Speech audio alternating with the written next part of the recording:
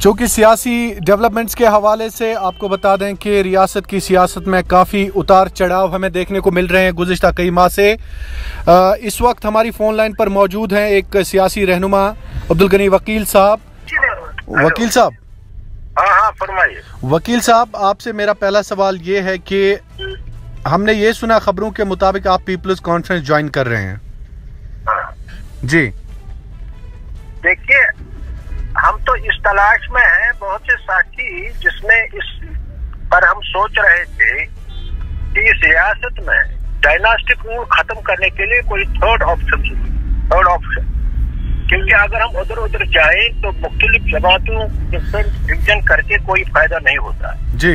इसलिए जरूरत इस बात की है कि अगर हमें नेशनल कॉन्फ्रेंस और पीडीपी का जो डायनास्टिक रूल खत्म करना है इस रियासत में, तो जरूरी है थर्ड ऑप्शन जी। और इस सिलसिले में हमने पूरी तलाश करके इस नतीजे पर पहुंच रहे हैं कि थर्ड ऑप्शन रियासत जम्मू कश्मीर में पीपल्स कॉन्फ्रेंस की तरफ ज्यादा राय बन रही है जी। क्योंकि एक जमात है जो एक वजूद में आई है और इसके साथ बड़े अच्छे रहनुमा इनके साथ शामिल हुए हैं जिनकी अपनी अवामी साख है जी। लिहाजा इसको मद्देनजर रखते हुए इस पर अभी सोच विचार हो रहा है और हम भी इस नतीजे पर पहुंच रहे हैं कि शायद इसी पर हम पहुंचेंगे कि थर्ड ऑप्शन जो है रियासत जम्मू कश्मीर में आफ्टर नेशनल कॉन्फ्रेंस पीडीपी वो पीपल्स काउंसिल जी। अच्छा जी वकील साहब, तो फॉर्मली आप कब ज्वाइन करेंगे पीपल्स कॉन्फ्रेंस, क्योंकि आप इशारा दे रहे हैं कि अगर अभी हमें एक और राउंड अप से बातचीत चल रही है क्योंकि बहुत से मुद्दे हैं जिन पर डिस्कशन हो रही है रियासत के जो मफाद में होगा और खासकर जो हमारे जो पिछड़े हुए इलाके हैं इनके मफाद में होगा कि जो हमारा मंशूर है किस किस्म का होगा, किस तरह हम रियासत के लोगों की खिदमत कर सकते हैं। मेरे ख्याल में बहुत जल्द हम लॉजिकल कंक्लूजन पर पहुंच रहे हैं और बहुत जल्द हम ऐलान करेंगे। तो वकील साहब, एक और सवाल, रफियाबाद के हवाले से आप काफ़ी संजीदा रहे हैं माजी में भी।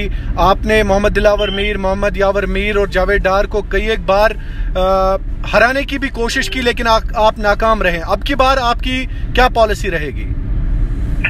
नहीं, इंशाल्लाह जो मुझे लग रहा है कि लोग बहुत फेड अप है ट्रेडिशनल पार्टी से, खासकर खानदानी राज से और उनकी कारकर्दगी से, चाहे नेशनल कॉन्फ्रेंस है पीडीपी है। इसलिए मुझे लग रहा है लोग थर्ड ऑप्शन के तलाश में है और थर्ड ऑप्शन हम सामने ला रहे हैं और मुझे यकीन है इस बार थर्ड ऑप्शन लाके जो हमारा बोला होगा सिर्फ रफियाबाद में नहीं सारी रियासत नहीं, रफियाबाद की मैं खुसूसी बात करूंगा। अगर मैं रफियाबाद की बात करूं, वहाँ ही नहीं बल्कि सारी रियासत में। नहीं, रफियाबाद में लोकली क्या इश्यूज हैं आपको जो इस बार आप लोकली इश्यूज तो यहाँ हुआ ही कुछ नहीं। जब आप टूरिज्म यहाँ पोटेंशियल है, कुछ नहीं हुआ है, पावर सेक्टर है, एजुकेशन सेक्टर है। आप देखिए एक ने 6 साल दिया, दूसरी जो काफी जिंदगी दी इसी में, तो क्या किया उसने? नहीं, यावर मीर की अगर बात करेंगे, रिसीविंग स्टेशन रहमा में बना के उसने सारी जिंदगी इसी में सर्फ की। मैं तो बगैर इलेक्शन के मिनिस्टर बना, मैंने 6 महीने में 3 रिसीविंग स्टेशन जिन पर मेरा पता भी लगा हुआ है। यावर मीर ने कलान, हजीपोरा और चक। वकील साहब, बिल्कुल, यावर मीर ने एक बदलाव का नारा दिया था। आप मान रहे हैं कि यावर मीर कामयाब हुए? अरे मुझका आता पता ही नहीं है। आज के जुबान से नाम सुनता हूँ कि कहीं मैंने आज तक देखा ही नहीं कि रफियाबाद में कोई एमएलए है जी, क्योंकि कहीं नजर ही नहीं आ रहे हैं। लोग परेशान हैं, बिजली नहीं है, पीने का पानी नहीं है। उसके दौर में आज की बात नहीं, जो 4-5 साल से कहीं कोई नए प्रोजेक्ट का इफ्ता उसने नहीं किया, कोई नई चीज नहीं लाई।